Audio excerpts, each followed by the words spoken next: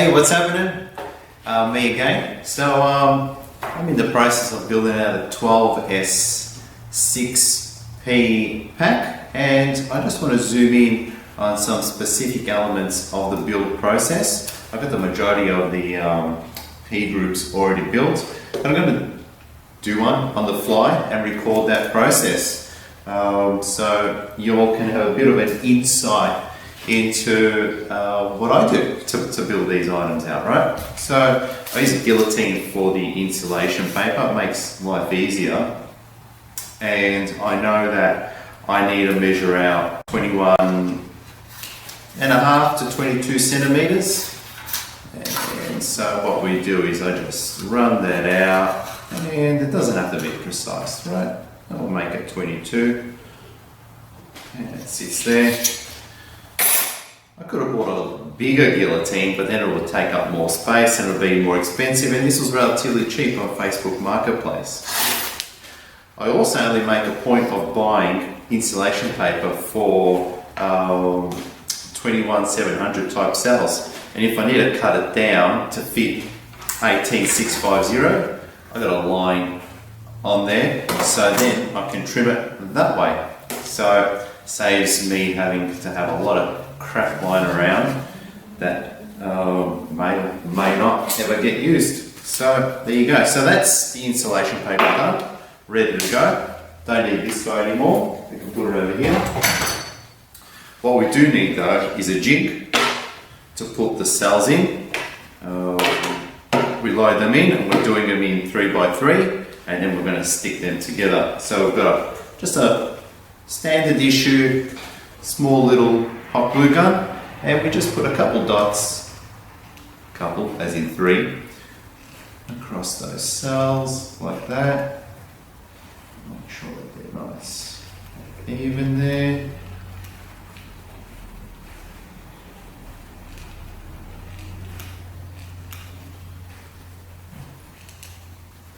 A lot of people have complex jigs. I genuinely don't think you need them. You can pretty much do it as a straightforward, simple process, right? So they go up, and then we glue them like that, give them a bit of a press, hold them down. Don't need the jig anymore. Put them that way. And that is done. So get the hot glue gun out of the way. What we want is they've already been insulated on the tops too. I've got no nails, so I've got to peel this sucker off using a blade.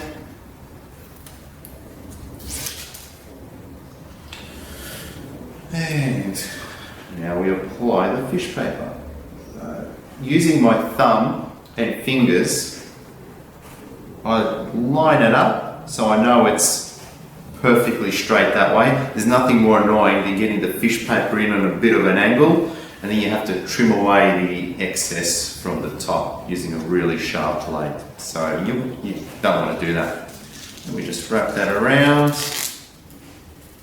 And having said that, look what happened. It just came up just a wee bit, which is okay. We'll do a bit of an autocorrect on that, and we'll show you how it's done. That was intentional, right? And let's get a bit of this insulation tape out, put a bit of COVID on there. For the end user, they always love that. And that's just to hold it in place. I tend to find that if you let this paper sit, it tends to unwrap itself. So now that's messed up, we want to clean it up. So we want to use a super sharp knife, and we just want to carefully trim that up. I'm going to show you what that looks like now. It's as though nothing ever happened, right? We just work our way around. It has to be super sharp. If it's blunt, it's not going to work. And that is golden. Oh my God. That is perfect. Like peeling an orange. I'm going to take that off. We're going to zoom in on that handiwork, right? And that's it right there. It's nice, clean, even. We've got the piece that we don't need. And that's it. And those are 6 cells held together, made on the fly, no edits, ready to rock and roll. So they're all the cells ready to go. The next component, I guess, is getting the cells placed so we have an understanding of what's needed from a nickel perspective. So I've got 30mm wide nickel and 50mm wide nickel. Shout out to Renegade Eastgate. He has this in his web store. You don't have to go to AliExpress. Thank fucking Christ. The way I'm going to wire this battery up, obviously I'm going to turn them over, negative, positive. I leave them all directional while I'm thinking about what I'm doing and while I'm working out what I'm going to do in my mind, and that's a strategic decision because there's a lot of metal objects, and if you drop something on there and there's negative, positives facing the right way, we don't want the workshop to catch on fire. So this is a good way to make sure that prior to starting any work that you have it set up this way. This is what I do in my mind anyway. So I'm going to use this 50mm nickel to cross over. You'll see that it's actually wide enough and it perfectly fits across all the top terminals of these 21700 cells. So I'll zoom in just so you can see what I'm talking about here. So if you can see that, that is a really good width. Really cool, right? So what I'm going to do is, rather than having 30mm, and then having another 30mm strip joining the two together, which is what some folks do for this type of configuration, I'm just going to go straight across using one piece of nickel to reduce the amount of nickel being used, and it's so fat and wide that it's going to be absolutely handle the current anyway. Then of course we've got to go there, nickel to go across one, nickel to go across again, nickel to go across again, but then to go that way, that's where the 30mm strip comes in. So we use the 30mm strip to go across that way. So we have first, second, third, fourth P group, go across 5, 6, 7, 8, 9, 10, 11, 12. So of course that'll be the positive, this will be the negative end. I wire up the BMS leads so they're going in a snake sequence. Previously I've done it in other sequences, but I found that this sequence it involves a little bit more work, but it produces much better results, right? And then once the BMS is in, I don't have it sitting around, maybe somewhere, maybe here, it is here. I'm thinking that depending on how it goes, I will have it sitting on top. I don't like to put the BMS on the front or on the side. Well, on the side I don't think it's possible on a Pelican 1200, it'll take up too much space, and I don't want it taking up unnecessary space on the front as well, because that's where my loop key is going to go in, and that's where my charge plug is going to go in as well. So I want to move this on the top, so it'll snake. I'll figure out a way to do it, take some photos of it and show you how that is done once it's all finished. So yeah, so 50mm going that way, 30mm going that way. I'll figure out what I'm going to do with this. I'll show you a trick on how to get these nice and straight prior to install as well. So yeah, I'll take some more snippets as I go along. Cool.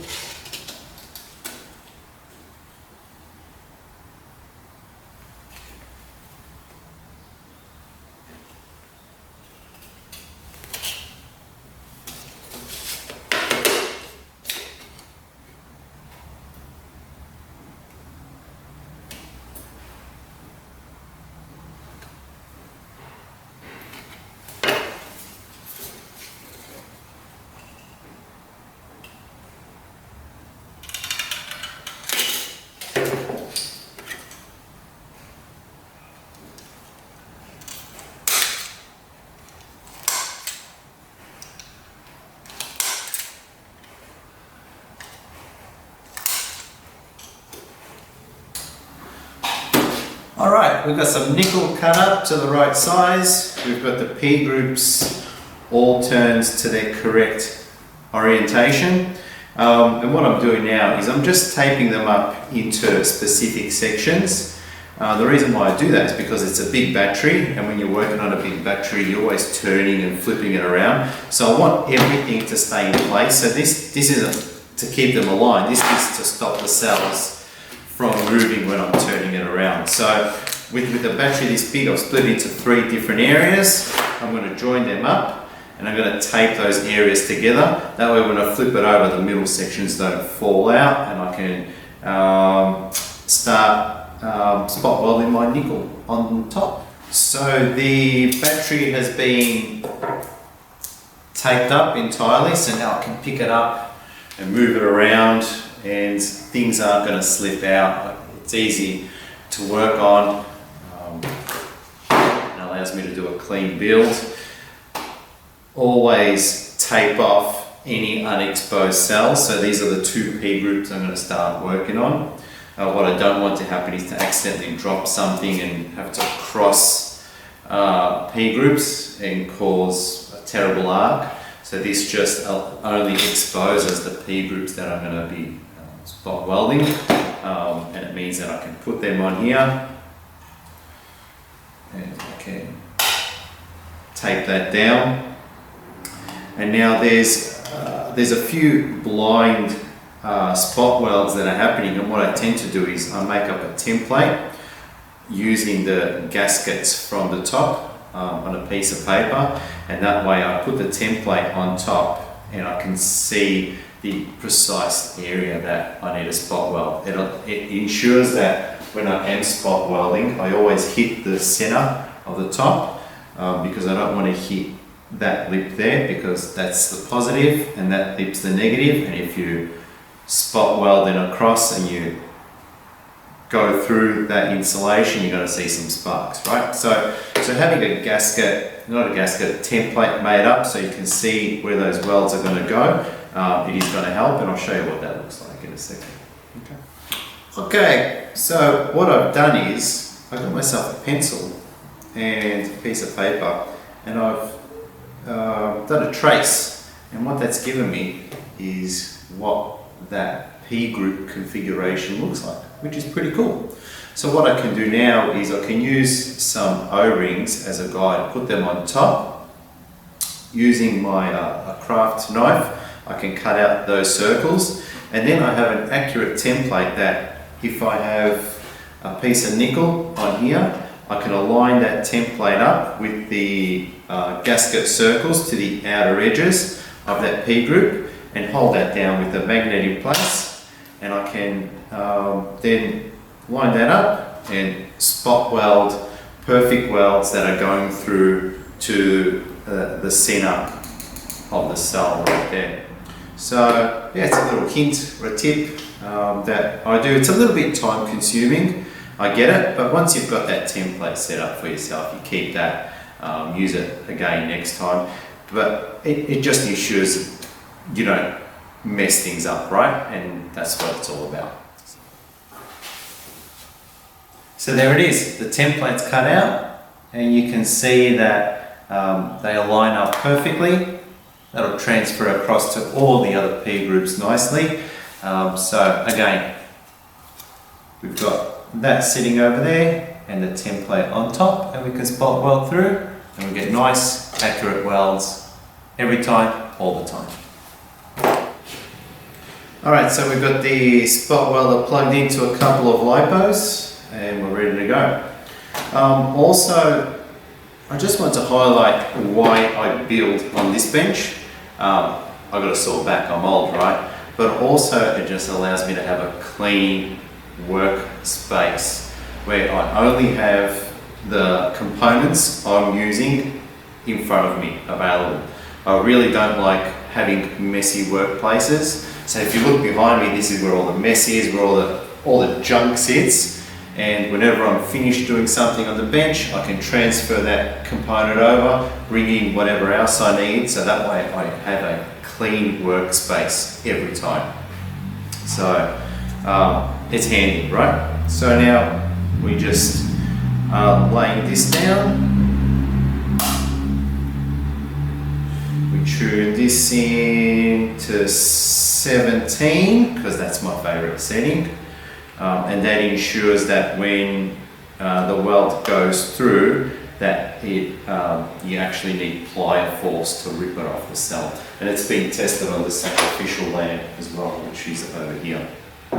Right, so we've got the template, and you'll see that the template, the corners are rounded over there, so that allows me to get to right the edge of the cell right there, so it hits the center point. So I can check that rounding like that. I can grab magneto here and that'll lock it in place. And really it's only needed for the first few welds. After that it's no longer needed. What we want to do is just want to align it so it's covering as much area as possible.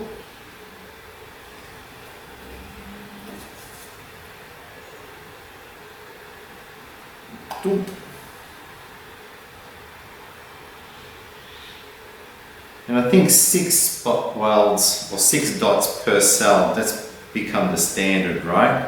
And that's what we tend to go for on the 21-700 size cells. So that's what we do. So that's in place. It's an effort to get that placement right just when you're starting.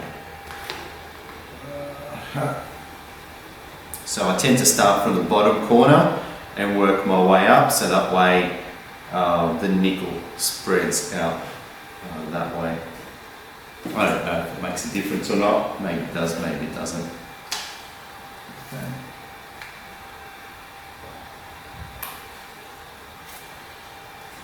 It's aligned. It's as good as it's going to get. So let's hit it, right? Let's commit.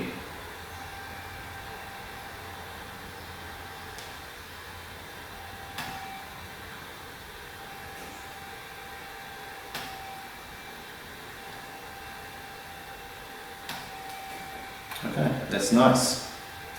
And then we want to do the same. Okay, now I'm not going to bore you too much, but I'm going to zoom in so you can see what that actually looks like.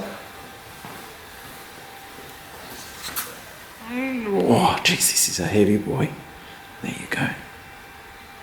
So the welds are nice, they're on there, they're secure. That's not going to go anywhere. So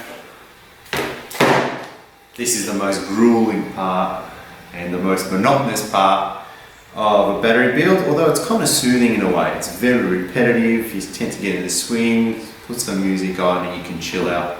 So that's it. I'm going to plow through this and see you soon. Alright, so this bad boy is done. Negative, positive. Ooh, I can feel the current going through my fingers. Let's test that out. And we have volts, boosh, boosh. Nice. So that's at 50.0, and the reason why it's at 50.0 is because each individual cell was charged up to maximum voltage, because the shipment that arrived for these particular cells came in 2 different consignments. So they were slightly out per consignment. A little bit annoying, but hey, that's what you got to work with sometimes. So they've all been brought up to the same resting voltage and assembled, and now it's time to BMS it up. So working with BMS leads that are sort of bent and all out of shape can be a little bit annoying, but I like to use my mate, Trusty. And what we do is give them a bit of a hair dry and softens them up a bit, but if you hold them straight, what will happen is can see that, they're nice and malleable now, look at that. And they're no longer kinked out like they are when you first take them out of the package, right? Then you just heat them up. Oh, nice. You almost pretend you're at a hairdresser. Look at that, already. They're coming out nice and straight. And just go for it. Just keep moving the heat up and down. And you just keep testing, right? Look at that. Nice. We're nearly done.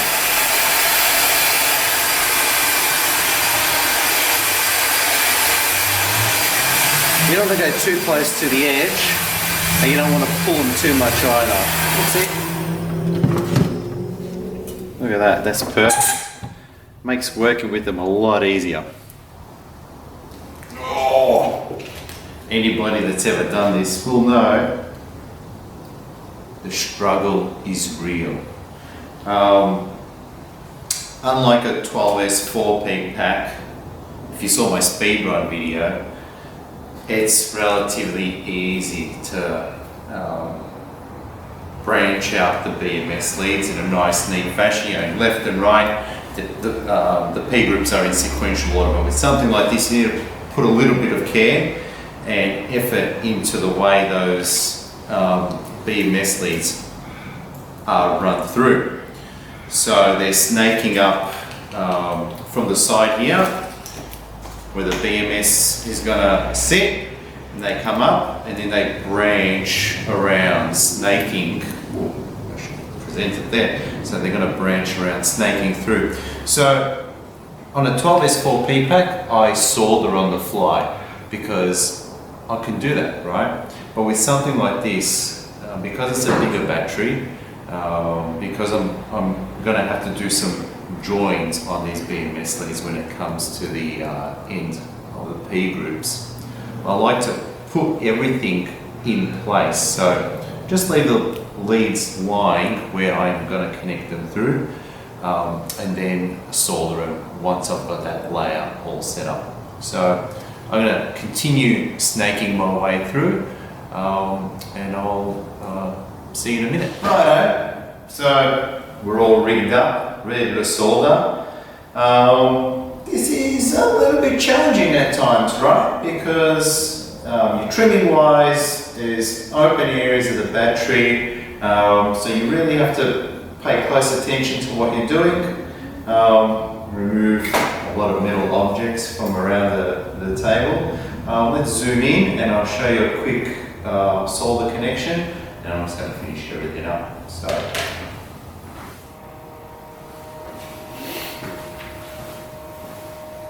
Alright, so we've got that soldered in.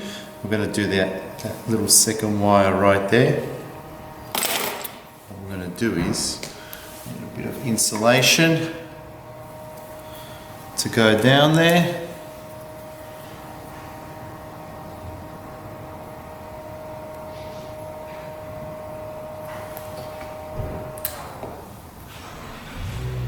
Turn that fan off. You don't need to hear that buzzing in the background. So we go like that. Nice. Look at that. That's beautiful. That's gonna look $1,000,000. So we just pull that out a little bit. Oof.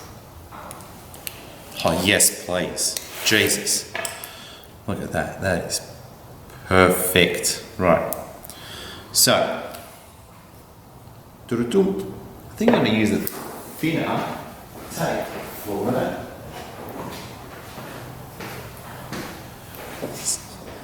Right, two sizes.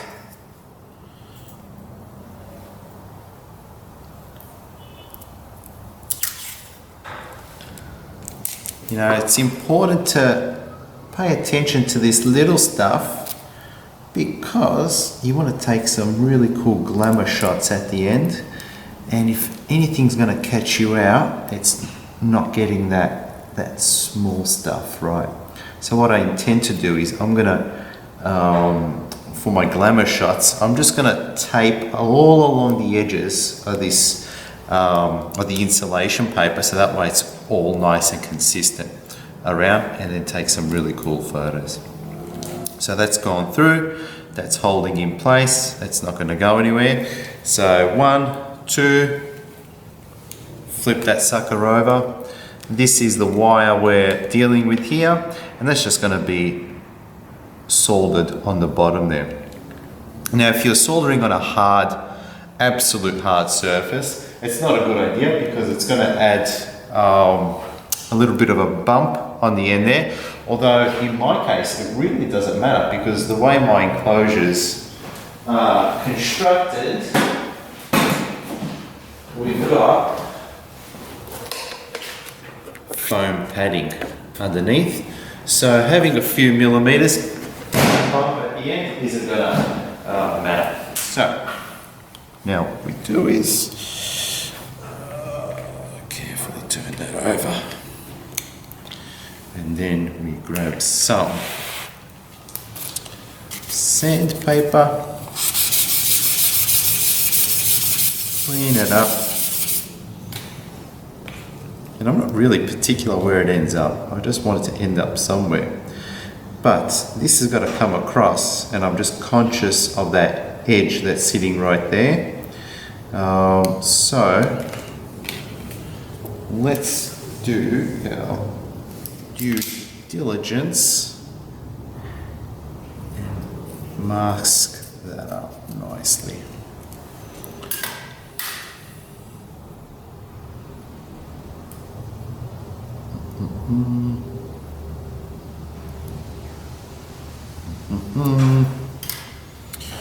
Okay. Oh, how nice is that? That's perfect. Beautiful. Look at that. That is perfect. Thank you. You're welcome. No problem.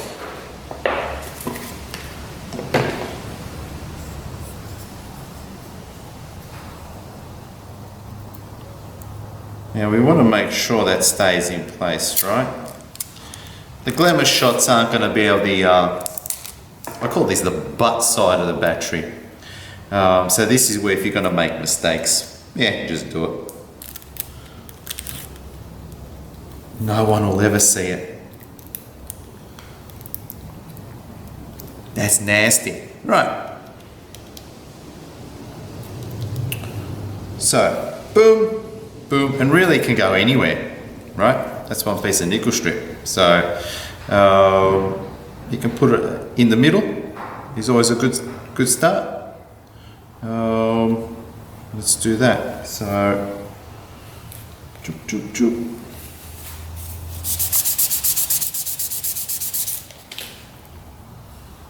Choop, choop.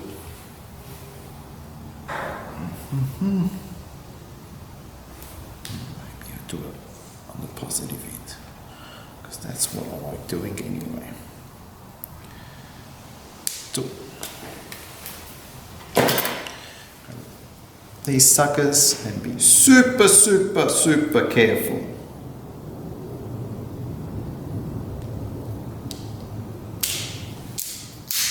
Nice.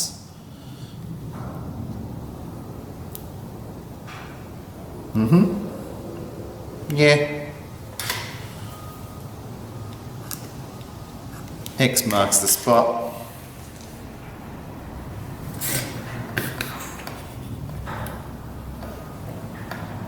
A bit of heat. Warm it up. Get out of there.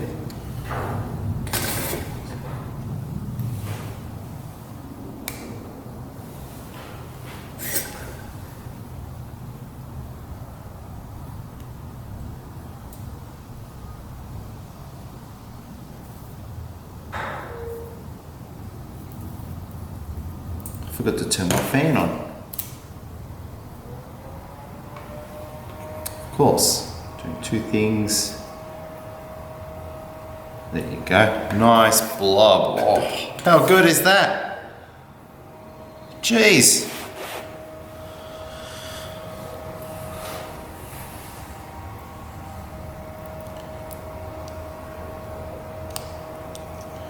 that year 10 electrical course in high school is paying off now, I'll tell you that much. Right, so by holding it down with that little magneto boy,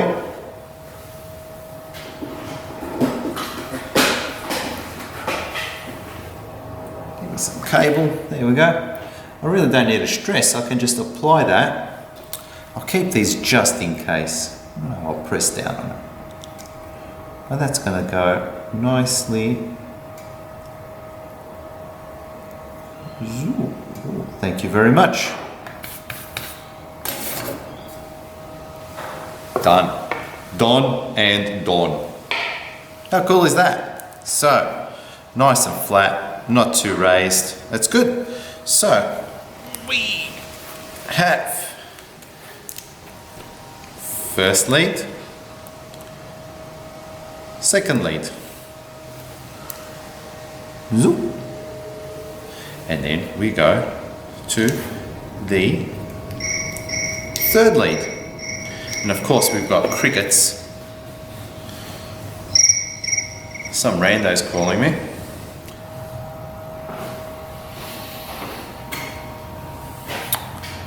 How you going over there?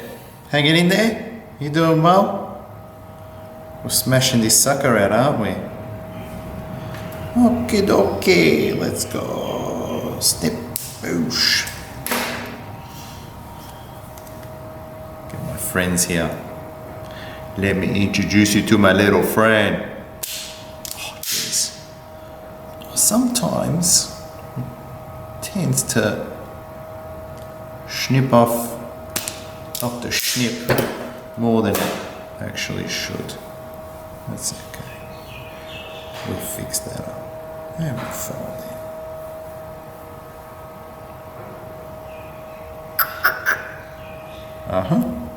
So now let's clean you up a little bit. Nice. Alright, let's mark you out where you're gonna go, where you're gonna live forever. And over there, I think.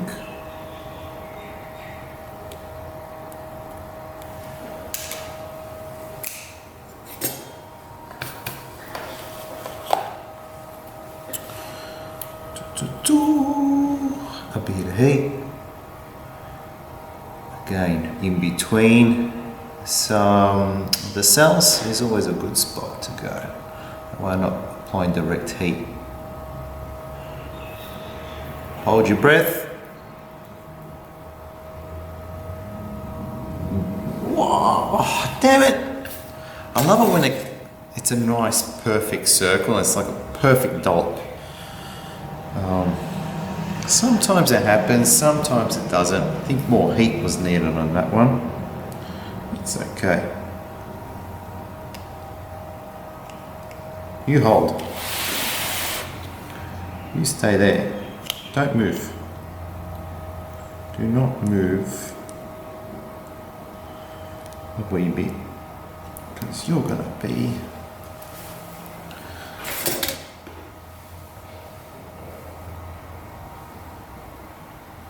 fused. Man, that's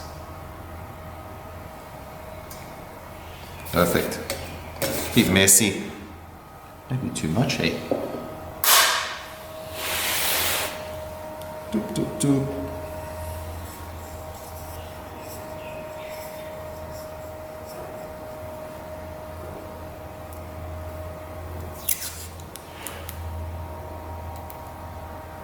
I'm taping that up now. Don't leave it like that. I'm going to lock you down that way. I'll let you move. Cool.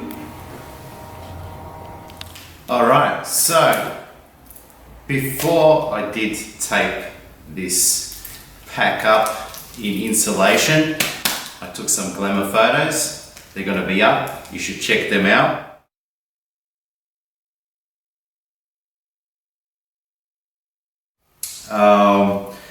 The difference between those, after taking those shots, and now is that I have the BMS locked in on the side, where the negative B is now mapped to the battery's negative terminal, and I have the negative C spinning out right here.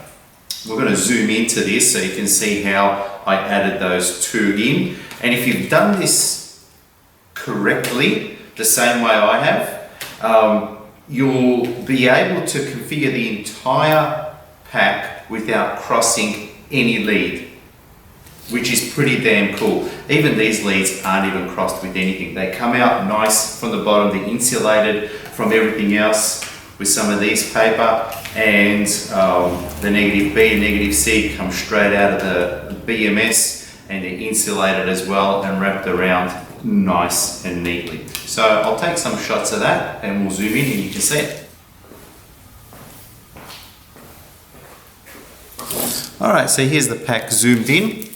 So you can see that the Bluetooth connector that's coming out from there is well insulated from anything, and the negative B is coming out from there, and that comes from the top out on the side, and there's no real pinch points there. It's insulated between the BMS and everything else, and that's the negative C. The negative B comes out from under the BMS, and it runs along the same path as all the balance leads, just on the outside right there. So it snakes all around. It's a little bit exposed there.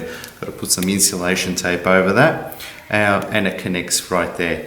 So you can see that, if you, like I said earlier, if you've done it correctly, you'll notice that none of these leads cross over. They all remain independent. Now, of course, the final step in this battery build is what I'm going to do is I'm going to add some insulation paper all across the top and completely lock that down. And the reason why I want to do that is I'm going to have, once it's in the enclosure, the XT90 and the charge sitting on top. So I definitely want those two to be insulated from everything else that's underneath. And of course comes the the magical step where we can see how this actually fits into an enclosure right now. So we've got the enclosure open, and we'll just drop that down, and you'll see how much space is available and how much playroom is available.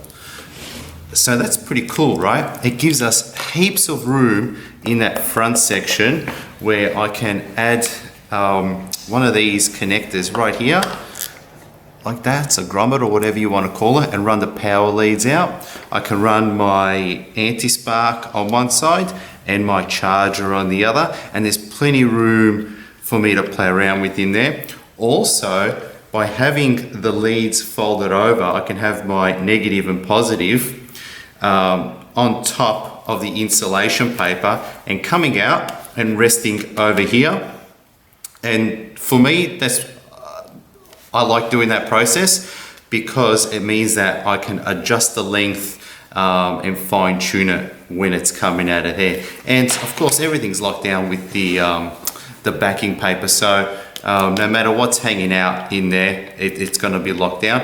Also, you can replace that if you want with a much thinner version, I guess. So that way, maybe it doesn't compress as much depending on how much this has been raised, because what you're using underneath. So yeah, so the next steps, add some paper, solder the XT90, mount the external power coming out, put the power connectors in, and finish it all up. So I'll see you soon. Hey, so I'm in the process of mounting the power connector to the enclosure. Whenever I'm drilling into the enclosure, I always make sure to leave the battery inside. It's just kidding, right?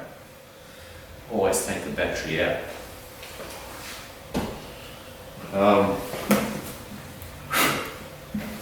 That's what it looks like. And when we zoom in, going to sit like that and the wires come out. I also make a point of finding out whether I'm mounting a goofy or a regular build as well, just so I know to put the loop key on the side where the foot is turned out more so, and the charge port will sit closer to the build for hooking up and charging into. So yeah, next I'm going to measure some cables, get it all routed up, and I've got the mount for the loop key printing off now. On the home stretch, which is pretty cool. So the enclosure is looking Mickey Mouse now. We've got the loop key, which I'm about to finish off and install. And I'm gonna zoom in and you can see some close-ups of that finishing work that I've just done there. So what we have here is the enclosure. Our loop key is going to go there, and with this loop key, this 3D printed gasket is a little bit thicker, and the reason why it's thicker is so the XT90 connector can sit a little bit further out, giving me more playroom inside the enclosure, so I can use up all that space if I need to loop some extra wiring in there and whatever else. Also, we have the power connector with the cap, and that's where our wires are going to come through. So right now what I've done is I've measured out the cable length I need to go from within the enclosure up over the bindings and over into the ESC enclosure, which is going to sit on the rear, and it's going to be the ZFG ESC enclosure. And I'll just grab it from over here.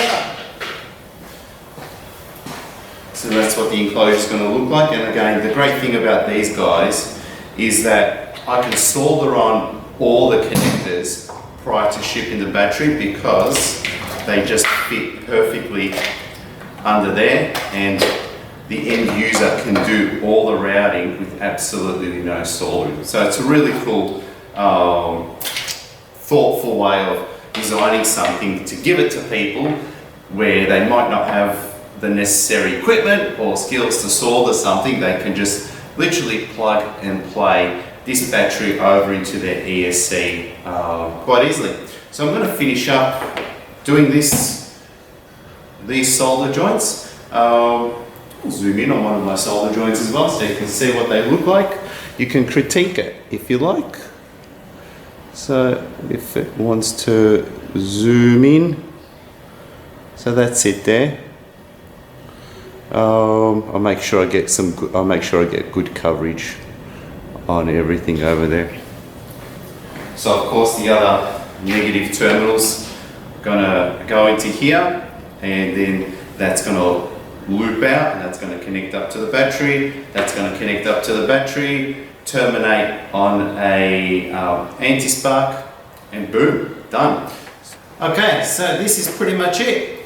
So the enclosure is ready to go.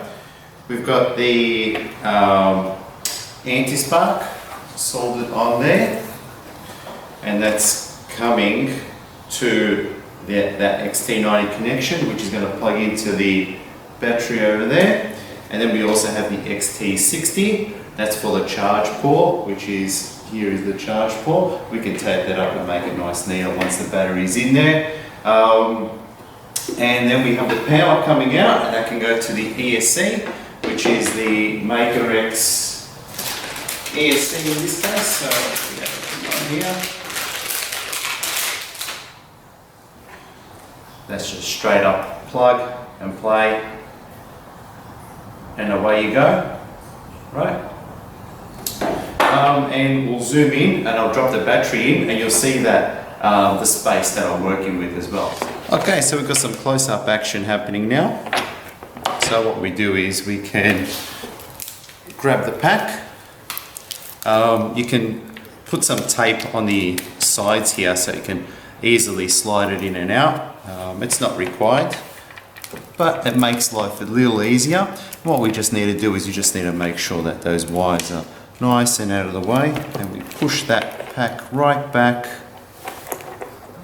and that'll just drop in.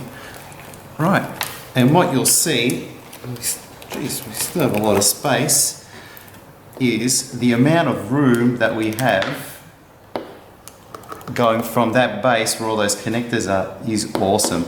So what we can do is that can plug straight into there,